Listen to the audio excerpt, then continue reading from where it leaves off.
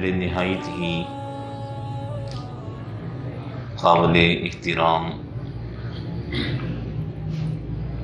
عزیز دوستوں، بھائیوں، بزرگوں،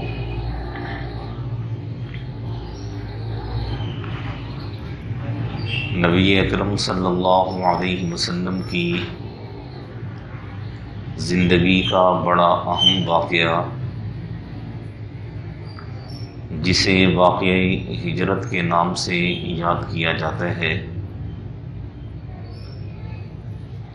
گزشتہ کئی جمعوں سے آپ حضرات کی خدمت میں عرض کیا جا رہا ہے۔ گزشتہ جمعے جہاں اس واقعے کا اختتام کیا تھا، وہیں سے انشاءاللہ آج آگے چلیں گے تاکہ یہ واقعہ جلد از جلد مکمل ہو۔ گزشتہ جمعے جو بیان ہوا تھا، اس پورے بیان میں ایک بڑا اہم واقعہ سیدنا سراقہ بن مالک رضی اللہ عنہ کا تھا، جو مشرکین مکہ کے انعام کے لالچ میں آپ صلی اللہ علیہ وسلم کا پیچھا کرتے ہیں، اور بالآخر آپ صلی اللہ علیہ وسلم کے قافلے کے قریب پہنچ جاتے ہیں، اور پھر وہاں آپ صلی اللہ علیہ وسلم سے ان کی گفتگو ہوتی ہے۔ آپ صلی اللہ علیہ وسلم انہیں بشارت دیتے ہیں، اور پھر سیدنا سراقہ بن مالک اپنے لیے امان لکھوا کر وہاں سے واپس آ جاتے ہیں، اور آپ صلی اللہ علیہ وسلم کی پیش گوئی، آپ صلی اللہ علیہ وسلم کی بشارت سیدنا امیر المؤمنین عمر بن خطاب رضی اللہ عنہ کے زمانے میں مکمل ہوتی ہے۔ علماء کرام نے لکھا ہے کہ جہاں مشرکین مکہ کے بہت سارے لوگ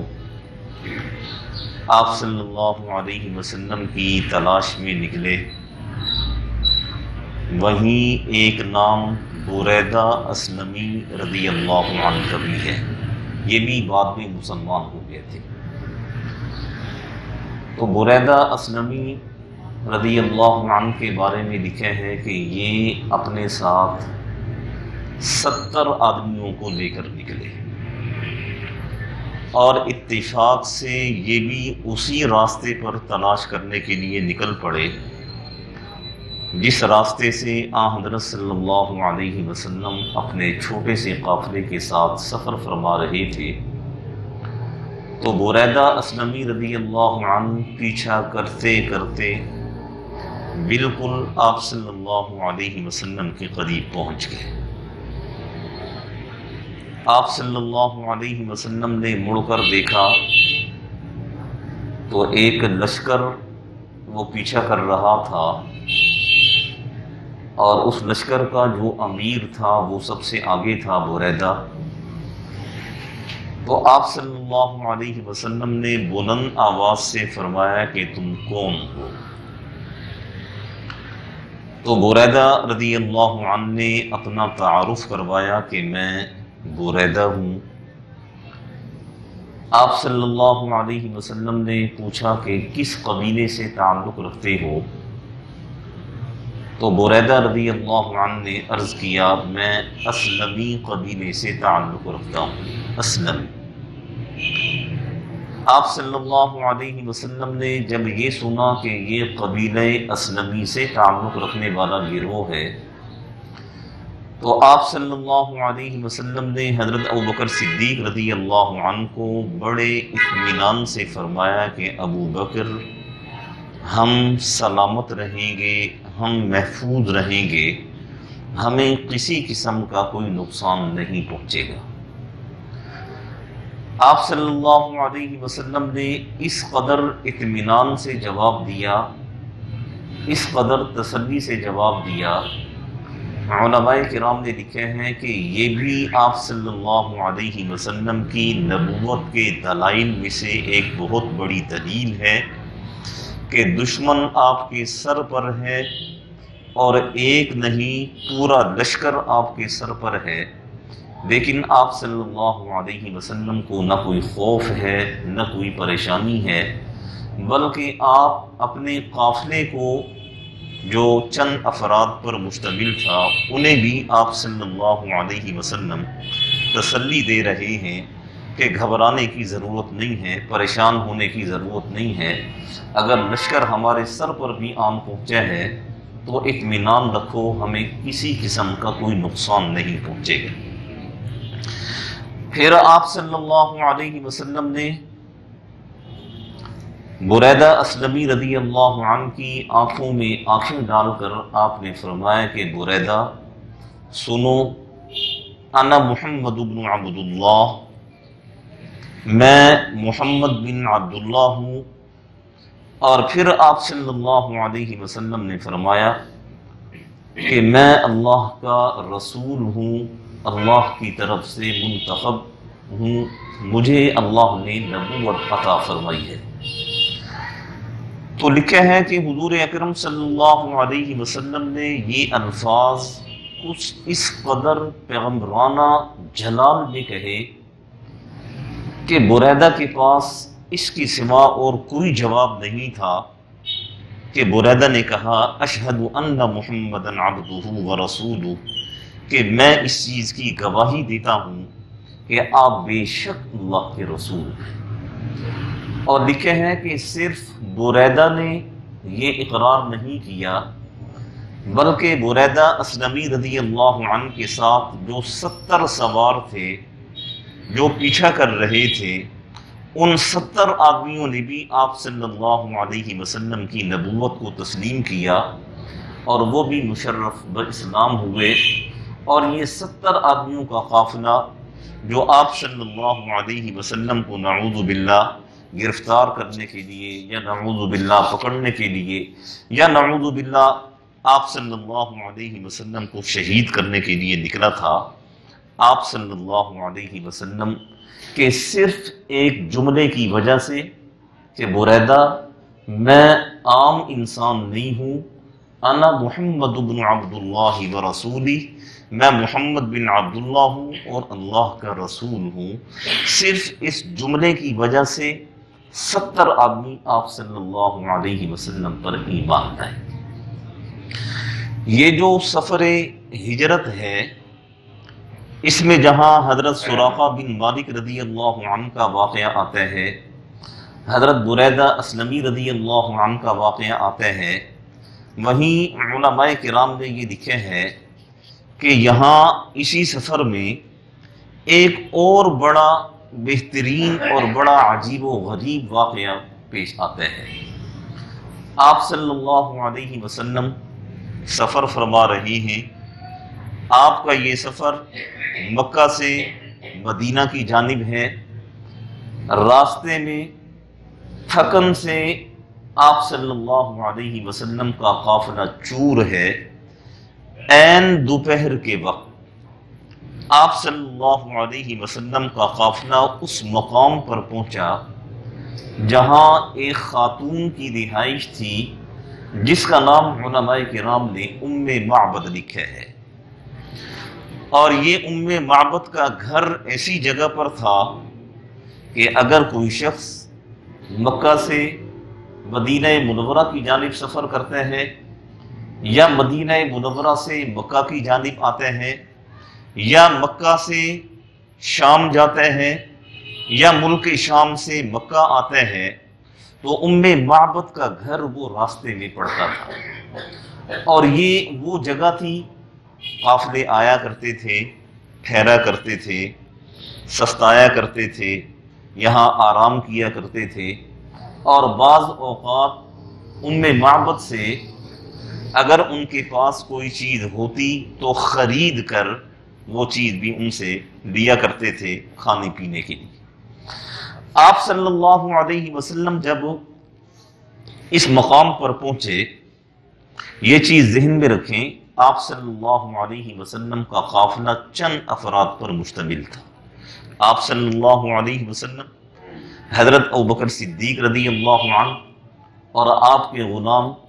عامر بن فہیرہ اور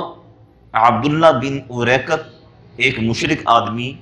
جو اس راستے سے واقف تھا، جو اس راستے سے آپ صلی اللہ علیہ وسلم کو مدینہ منورہ لے جا رہا تھا۔ یہ تقریباً 4 افراد پر یہ قافلہ مشتمل تھا۔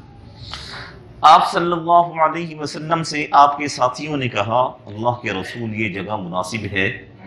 اور یہاں ہم تھوڑا آرام بھی کر لیتے ہیں، اور یہ مشہور جگہ ہے، یہاں سے ہمیں کھانے پینے کو بھی کچھ نہ کچھ مل جائے گا۔ آپ صلی اللہ علیہ وسلم نے فرمایا ٹھیک ہے،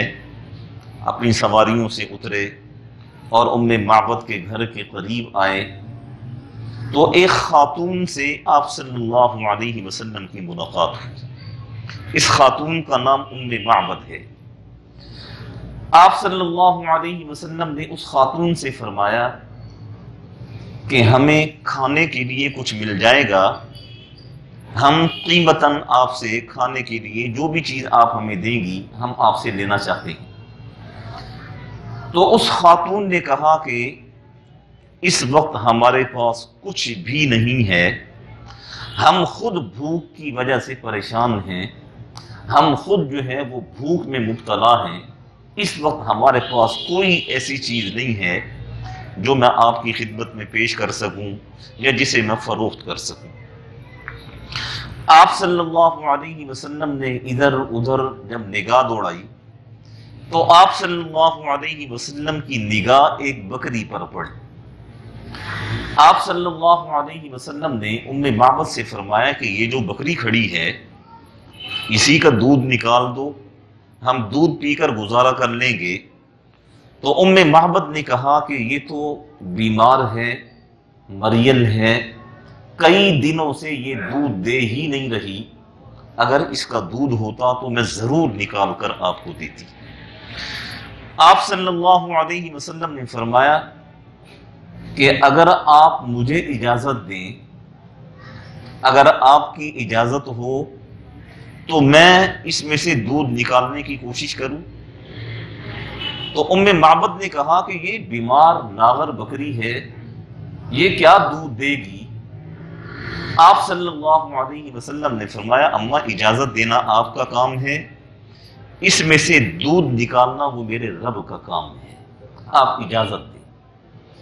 تو معبد نے آپ صلی اللہ علیہ وسلم کو اجازت دی۔ آپ صلی اللہ علیہ وسلم بکری کے قریب گئے اور آپ صلی اللہ علیہ وسلم نے بسم اللہ الرحمن الرحیم پڑھ کر بکری کے تھنوں پر ہاتھ پھیرا تو بکری کے تھن وہ دودھ سے بھر گئے۔ آپ صلی اللہ علیہ وسلم نے معبد سے فرمایا کہ تمہارے گھر میں جو سب سے بڑا برتن ہے وہ دودھ نکالنے کے لیے لاؤ۔ تو معبد کے گھر میں جو سب سے بڑا پیالہ تھا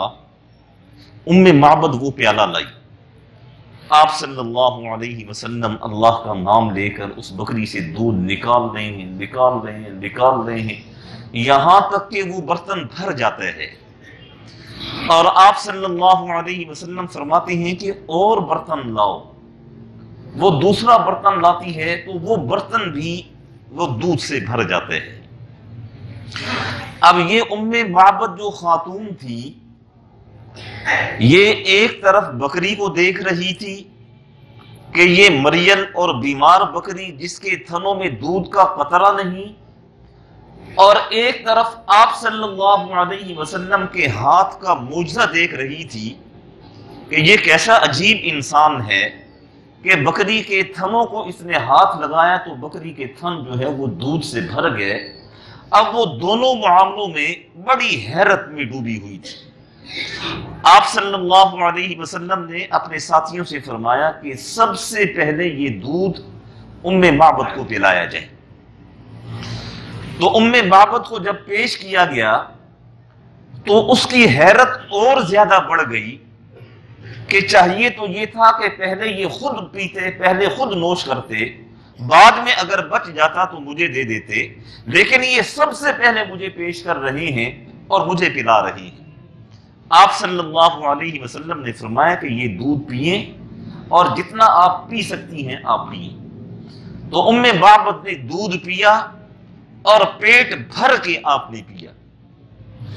اور اس کے بعد آپ صلی اللہ علیہ وسلم نے اپنے قافلے کے افراد سے فرمایا کہ یہ دودھ پیو۔ چنانچہ غلام نے بھی پیا اور اس مشرک نے جس کا نام عبداللہ بن اریکت تھا اس نے بھی پیا۔ اس کے بعد حضرت ابوبکر صدیق رضی اللہ عنہ نے بھی سیر ہو کر دودھ پیا۔ جب یہ تینوں حضرات ان کا پیٹ بھر گیا تو سب سے آخر میں آپ صلی اللہ علیہ وسلم نے اس پیالے کو اپنے منہ سے لگایا اور آپ صلی اللہ علیہ وسلم نے دودھ پیا۔ اور جب ام معبد بھی دودھ پی چکی، ابوبکر صدیق رضی اللہ عنہ بھی پی چکے، عامر بن فہیرہ بھی پی چکے، اور عبداللہ بن اریکت بھی پی چکا، اور آپ صلی اللہ علیہ وسلم بھی پی چکے، تو آپ صلی اللہ علیہ وسلم نے ام معبد سے فرمایا کہ لو یہ رکھ لو، یہ تمہارے خامن کے کام آئے گا۔ جب تمہارے خامن شام کو آئیں گے یہ انہیں پلا دینا، یہ ان کا حصہ ہے۔ تو ام معبد نے جب اس برتن کو اپنے ہاتھوں میں دیا تو اس کی حیرت اور زیادہ بڑھ گئی کہ میں نے بھی پیا ہے، قافلے کے 4 آدمیوں نے بھی پیا ہے، اس کے باوجود اس برتن سے ایک گھونٹ دودھ جو ہے وہ کم نہیں ہوا، اور وہ پیالہ ویسے لبالب بھرا ہوا ہے۔ آپ صلی اللہ علیہ وسلم نے فرمایا کہ یہ رکھ دو، بعد میں پیتی رہنا، اور آپ کا خامن آئے گا اسے پینا۔ اصل سنت بھی یہی ہے، اصل طریقہ بھی یہی ہے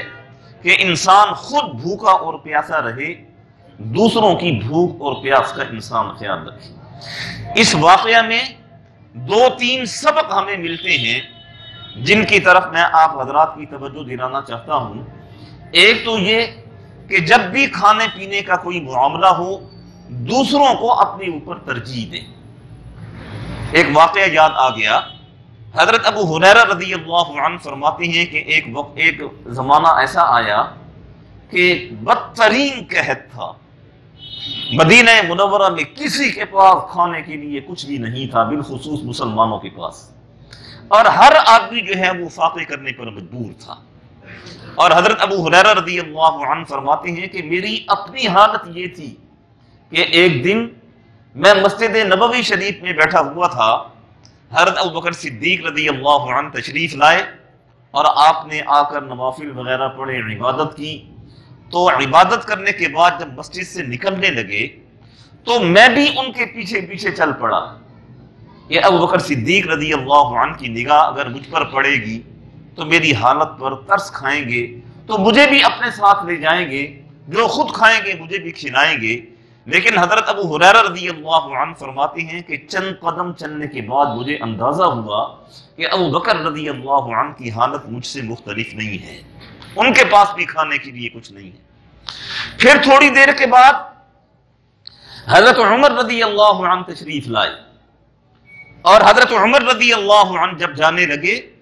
تو حضرت ابو ہریرہ رضی اللہ عنہ فرماتے ہیں کہ میں بھی حضرت عمر رضی اللہ عنہ کے پیچھے پیچھے ہو لیا کہ ممکن ہے عمر رضی اللہ عنہ میری طرح متوجہ ہوں اور میرے ڈگمگاتے قدموں کو دیکھیں، میرے چہرے کے سوکھے پن کو دیکھیں، میرا پیٹ کمر سے لگا ہوا ہے بھوک کی وجہ سے، تو ممکن ہے مجھ پر انہیں ترس آ جائے اور جو وہ خود کھائیں گے مجھے بھی کھلائیں، مجھے اپنے ساتھ لے چلیں۔ تو ابو ہریرہ رضی اللہ عنہ فرماتے ہیں کہ میں جب چند قدم چلا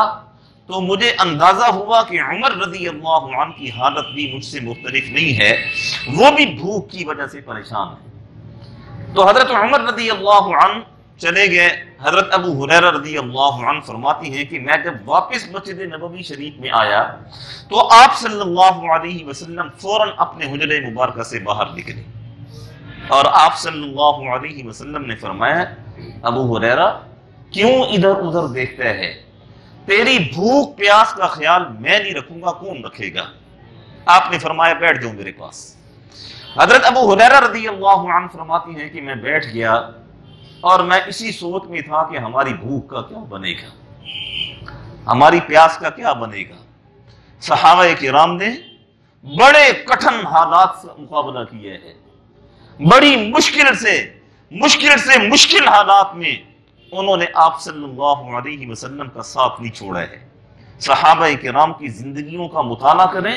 تو خدا کی قسم انسان ورقہ حیرت میں ڈوب جاتا ہے کہ کس مٹی کے بنے ہوئے انسان تھے وہ، جنہوں نے اتنی تکلیفوں کو برداشت کیا، اتنی اذیتوں کو برداشت کیا، بھوک اور پیاس انہوں نے برداشت کی، لیکن آپ صلی اللہ علیہ وسلم کا ساتھ انہوں نے نہیں چھوڑا۔ حضرت ابو ہریرہ رضی اللہ عنہ فرماتے ہیں میں بیٹھا ہوا تھا کہ ایک صحابی آپ صلی اللہ علیہ وسلم کی خدمت میں حاضر ہوئے اور ان کے ہاتھ میں دودھ کا ایک پیالہ تھا، اور وہ آئے اور آپ صلی اللہ علیہ وسلم سے عرض کیا کہ اللہ کے رسول یہ آپ کے لیے ہدیہ ہے، آپ اسے قبول فرمائیں۔ آپ صلی اللہ علیہ وسلم نے دودھ کا پیالہ قبول فرمایا۔ تو حضرت ابو ہریرہ رضی اللہ عنہ فرماتے ہیں کہ میں دل میں بڑا خوش ہونے لگا کہ اللہ پاک نے میری بھوک کا انتظام فرما دیا ہے، اور یہ پیالہ دودھ کا آیا ہے، اور یہ ابھی آپ صلی اللہ علیہ وسلم مجھ سے فرمائیں گے کہ لو ابو ہریرہ تمہاری بھوک کا انتظام ہو گیا، لو یہ پیالہ اور سارا دودھ پی جاؤ۔ لیکن حضرت ابو ہریرہ رضی اللہ عنہ فرماتے ہیں کہ میری پریشانی کی انتہا نہ رہی جب آپ صلی اللہ علیہ وسلم نے فرمایا ابو ہریرہ یہ ایک پیالہ دودھ کا آیا ہے، جاؤ اصحاب صفہ کو بلا لو۔ یہ اصحاب صفہ کون لوگ تھے؟ اصحاب صفہ کے بارے میں یاد رکھیں، یہ وہ نادار اور غریب صحابہ کرام تھے جن کا مدینہ منورہ میں کوئی ٹھکانہ نہیں تھا، کوئی جن کا گھر بار نہیں تھا، وہ آیا کرتے تھے اور آپ صلی اللہ علیہ وسلم کی خدمت میں بیٹھ جایا کرتے تھے، اور ان کا صبح شام رات دن یہی کام ہوا کرتا تھا کہ آپ صلی اللہ علیہ وسلم کی خدمت میں موجود رہیں۔ آپ صلی اللہ علیہ وسلم اگر کسی کام کے لیے روانہ فرمائیں تو چلے جاتے تھے، ورنہ وہ اسی جگہ پر بیٹھا کرتے تھے۔ اور اصحاب صفہ کا چبوترا اب بھی وہاں موجود ہے، اور لوگ جاتے ہیں اس جگہ کی زیارت کرتے ہیں، اس جگہ پر بیٹھتے ہیں۔ اور علماء کرام نے لکھے ہیں کہ اصحاب صفہ کی تعداد مختلف اوقات میں 300 یا 250 تک رہی ہے، کبھی یہ تعداد زیادہ ہو جاتی تھی، کبھی تھوڑی ہو جاتی تھی، لیکن زیادہ سے زیادہ جو تعداد ہے وہ تقریباً 300 ہے کہ 300 افراد وہ اس چبوترے پر اس مدرسے میں رہا کرتے تھے۔ آپ صلی اللہ علیہ وسلم نے فرمایا ابو ہریرہ جاؤ اصحاب صفہ کو بلا کر لاؤ۔ تو حضرت ابو ہریرہ رضی اللہ عنہ فرماتے ہیں میں نے دل ہی دل میں کہا کہ اصحاب صفہ اگر سارے ہی آ گئے، ایک ایک گھونٹ بھی اگر پیئیں گے تو میرے حصے میں کیا آئے گا؟ میں تو پھر ویسے بھوکا کا بھوکا رہوں گا، لیکن مجبور تھا، حکم کی تعمیل کی میں نے، اور میں گیا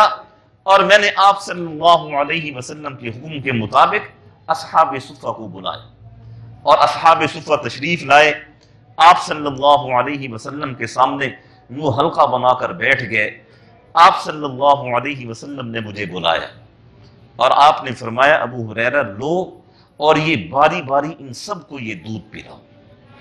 حضرت ابو ہریرہ رضی اللہ عنہ فرماتے ہیں کہ میں پہلے صحابی کے پاس گیا، انہیں دودھ پلایا، دوسرے کے پاس، تیسرے کے پاس،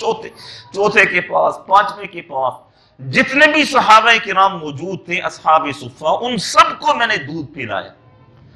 اور جب وہ سب دودھ پی چکے تو میں نے اس پیالے کو جب غور سے دیکھا تو وہ پیالہ اسی طرح لبالب بھرا ہوا۔ میری حیرت کی انتہا نہ رہی۔ میں آپ صلی اللہ علیہ وسلم کی خدمت میں حاضر ہوا، میں نے کہا اللہ کے رسول ان سب نے سیر ہو کے پیا ہے، جی بھر کے ان سب نے پیا ہے۔ آپ صلی اللہ علیہ وسلم نے فرمایا ابو ہریرہ اب کون رہتا ہے؟ یا تو بھی رہتا ہے اور میں بھی رہتا ہوں۔ اب یہ ہے کہ پہلے تو پیے گا بعد میں پیوں گا۔ آپ صلی اللہ علیہ وسلم نے فرمایا پیو ابو ہریرہ۔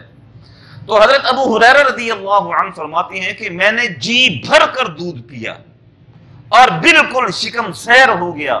میں نے کہا اللہ کے رسول بس۔ آپ نے فرمایا کہ نہیں اور پیو۔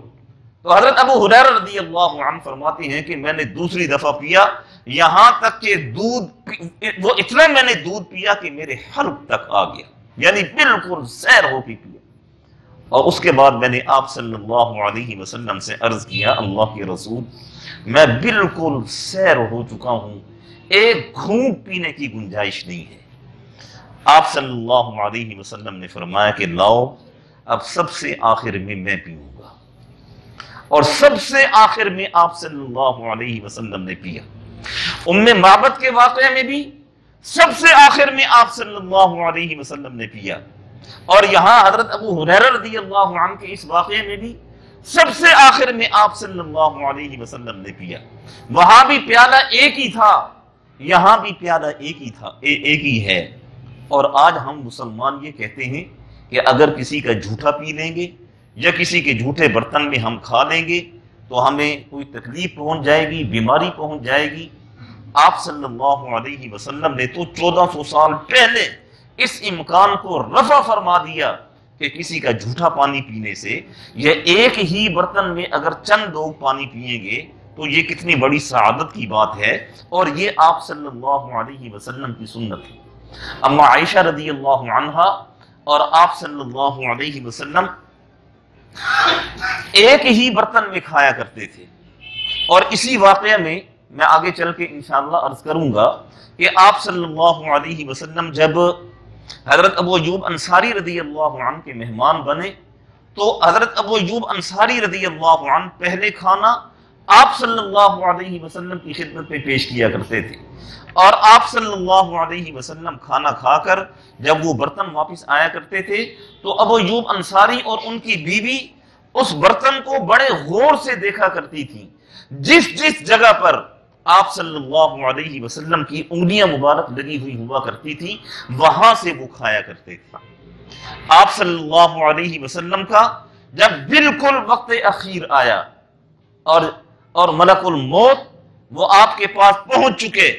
تو آپ صلی اللہ علیہ وسلم نے اما عائشہ رضی اللہ عنہا کی طرف نگاہ اٹھا کر دیکھا تو اما عائشہ رضی اللہ عنہا فرماتی ہیں کہ میں سمجھ گئی کہ اللہ کے رسول مجھ سے مسواک مانگ رہے ہیں، تو میں نے پوچھا اللہ کے رسول مسواک پیش کروں؟ آپ صلی اللہ علیہ وسلم نے فرمایا کہ ہاں مسواک پیش کرو، اور پھر آپ صلی اللہ علیہ وسلم نے مجھے اشارے سے فرمایا کہ اسے چبا کر دو۔ اما عائشہ رضی اللہ عنہا فرماتی ہیں کہ میں نے اپنے منہ سے اس مسواک کو چبا کر نرم کیا، نرم کرنے کے بعد میں نے آپ صلی اللہ علیہ وسلم کو دیا۔ آج ہم مسلمان کہاں کھڑے ہوئے ہیں کہ ایک دوسرے کے جھوٹے برتن میں کھانے کے لیے ہم تیار نہیں ہیں۔ اگر ایک گلاس میں کسی مسلمان بھائی نے پانی پی لیا ہے تو دوسرا مسلمان اس وقت تک اس گلاس میں پانی نہیں پیے گا جب تک اسے دھو نہ لے، جب تک اسے کھنگال نہ لے، یا دوسرے برتن میں پانی پینے کو ترجیح دے گا۔ تو میرے بھائیوں ایسا نہیں ہے، اس میں بھی اللہ پاک نے ہمارے لیے شفا رکھی ہے کہ مل بیٹھ کر کھانا، ایک ہی برتن میں کھانا۔ عربوں میں آپ چلے جائیں، عربوں میں اب بھی رواج ہے کہ وہ ایک ہی برتن میں بیٹھ کر کھاتے ہیں، اور جب سے ہم نے یہ سسٹم شروع کیا ہے کہ ہر کسی کی پلیٹ اپنی، ہر کسی کا گلاس اپنا، ہر کسی کا چمچ الگ، برتن ہم نے الگ الگ کیے ہیں، تو اللہ پاک نے پھر ہمیں بیماریوں میں مبتلا فرما دیا ہے۔ اور ایسی بیماریاں ہمارے بزرگوں نے جن کا شاید نام تک نہ سنا ہو، ایسی بیماریوں میں آج ہمارے بچے مبتلا ہیں۔ اس کی وجہ کہ ہم آپ صلی اللہ علیہ وسلم کی سنت سے، آپ صلی اللہ علیہ وسلم کے طریقے سے جتنا دور ہوتے چلے جائیں گے، جتنا آپ صلی اللہ علیہ وسلم کی سنت کو چھوڑتے چلے جائیں گے، یہ بیماریاں ہمارا مقدر بنتی چلی جائیں گی۔ اور بالکل اسی طرح کا ایک اور واقعہ بھی ایک صحابی رضی اللہ عنہ کے بارے میں، یہ آپ صلی اللہ علیہ وسلم کے معجزات ہیں، آپ صلی اللہ علیہ وسلم کے پیغمبرانہ کمالات ہیں۔ یہی ام معبد، ان کی ایک خالہ زاد بہن تھی جن کا نام ہندا تھا، ہند ان کا نام تھا۔ وہ خاتون فرماتی ہیں کہ ایک دفعہ عین دوپہر کے وقت آپ صلی اللہ علیہ وسلم میرے گھر تشریف لائے، اور آپ صلی اللہ علیہ وسلم نے آرام فرمایا۔ آرام فرمانے کے بعد جب آپ اٹھے تو آپ نے وضو کے لیے پانی طلب فرمایا، تو ہم نے وضو کے لیے پانی پیش کیا، آپ صلی اللہ علیہ وسلم نے ہاتھ دھوئے، کلی فرمائی، کلی فرمانے کے بعد قریب ہی ایک سوکھی جڑ درخت کی پڑی ہوئی تھی، آپ صلی اللہ علیہ وسلم نے وہ کلی والا پانی اس جڑ میں پھینک دی۔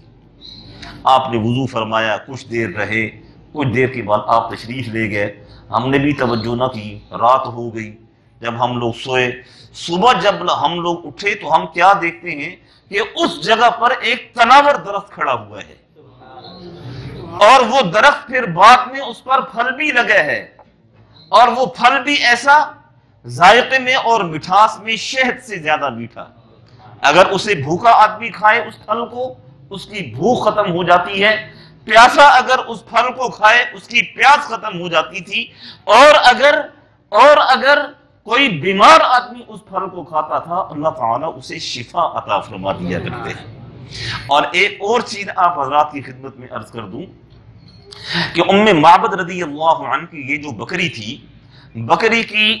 فطری جو عمر ہے وہ تقریباً 7 سال ہے، 7 سال سے زیادہ بکری زندہ نہیں رہتی ہے، لیکن یہ جو بکری تھی جسے آپ صلی اللہ علیہ وسلم کے دستے مبارک لگے ہیں، ام معبد رضی اللہ عنہ فرماتی ہیں کہ آپ صلی اللہ علیہ وسلم کی یہ نشانی ہمارے پاس حضرت عمر رضی اللہ عنہ کے زمانے تک رہی ہے۔ 10 سال آپ صلی اللہ علیہ وسلم کے مدنی دور اور 2.5 سال حضرت ابوبکر صدیق رضی اللہ عنہ کا عرصہ،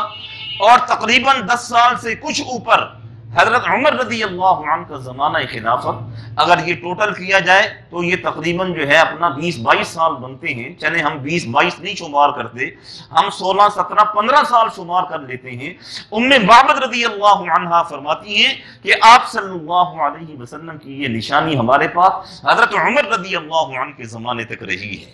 اور جب قحط پڑتا تھا بکریوں کے تھن خشک ہو جایا کرتے تھے، کسی قبیلے کی بکری کے میں دودھ نہیں ہوا کرتا تھا، یہ واحد بکری ہوا کرتی تھی جس کے تھنوں میں دودھ ہوا کرتا تھا، اور پورے قبیلے والے اس کے دودھ کو استعمال کیا کرتے تھے۔ یہ آپ صلی اللہ علیہ وسلم کے دست مبارک کی برکات تھی، یہ آپ صلی اللہ علیہ وسلم کے معجزات تھے، یہ آپ صلی اللہ علیہ وسلم کے کمالات تھے کہ مشرک وہ مجبور ہو جایا کرتے تھے آپ صلی اللہ علیہ وسلم کا کلمہ پڑھنے پر، اور وہ مجبور ہو جایا کرتے تھے آپ صلی اللہ علیہ وسلم پر ایمان لانے پر۔ اسی ام معبد کے بارے میں لکھا ہے کہ قافلہ چلا گیا، اور یہ شام کو جب اس کا خامن آیا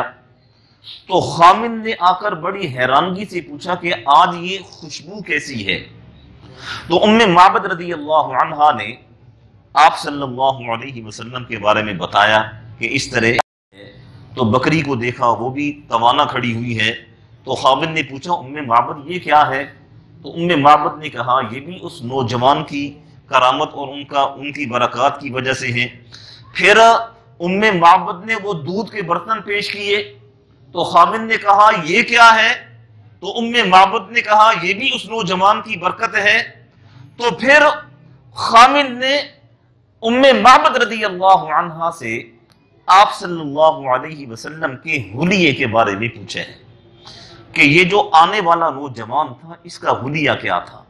اس کا قد کاٹ کیا تھا، یہ کیسے اخلاق کا مالک تھا؟ تو ام معبد رضی اللہ عنہا نے بڑی تفصیل کے ساتھ آپ صلی اللہ علیہ وسلم کے حلیہ مبارک کو بیان فرمایا، اور یہ کتابوں میں موجود ہے کہ آپ صلی اللہ علیہ وسلم کے حلیہ کو کس انداز سے ام معبد نے بیان فرمایا۔ مولانا طارق جمیل صاحب فرماتے ہیں کہ اس نے وہ الفاظ استعمال کیے کہ آج 1400 سال گزر چکے ہیں، عربی دان آج بھی پریشان ہیں کہ یہ خاتون وہ الفاظ کہاں سے نکال کر لائی تھی۔ ایسے الفاظ اس نے آپ صلی اللہ علیہ وسلم کے لیے استعمال کی۔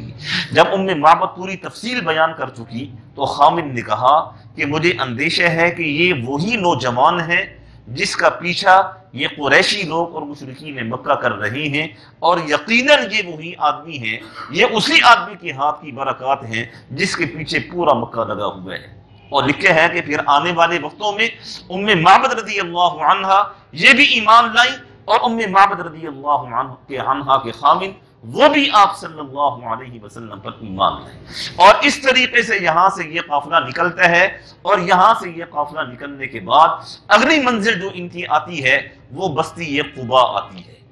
قبا آج بھی بڑی مشہور جگہ ہے، اس زمانے میں مدینہ منورہ سے 3 میل کے فاصلے پر تھی۔ آج تو مدینہ منورہ شہر الحمدللہ اتنا وسیع ہو چکا ہے کہ یہ محلہ شہر مدینہ میں آ چکا ہے۔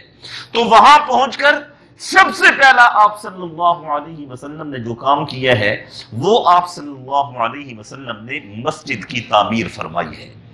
آج بھی اس مسجد کو مسجد قباء کہا جاتا ہے۔ یہ وہ مسجد ہے جس کی تعمیر میں آپ صلی اللہ علیہ وسلم نے بنفس نفیس حصہ دیا ہے۔ آپ خود پتھر اٹھا رہے ہیں، آپ خود گارا اٹھا رہے ہیں، اور آپ خود مستری اور مزدوروں کی طرح کام کر رہے ہیں۔ صحابہ کرام فرماتے ہیں کہ ہم شرم کی وجہ سے پانی پانی ہو رہے تھے کہ کاش صرف اتنا ہو جاتا کہ آپ ہمارے سامنے تشریف فرما ہوتے اور اپنی آنکھوں سے ہمیں کام کرتا ہوا دیکھتے، لیکن آپ صلی اللہ علیہ وسلم تو ہمارے ساتھ مل کر مستری اور مزدور کی عظمت کو بلند کر رہے ہیں، راج اور مزدور کی عظمت کو بلند کر رہے ہیں، اور مستریوں کی طرح مزدوروں کی طرح آپ صلی اللہ علیہ وسلم کام کر رہے ہیں۔ اور کام کرتے کرتے کرتے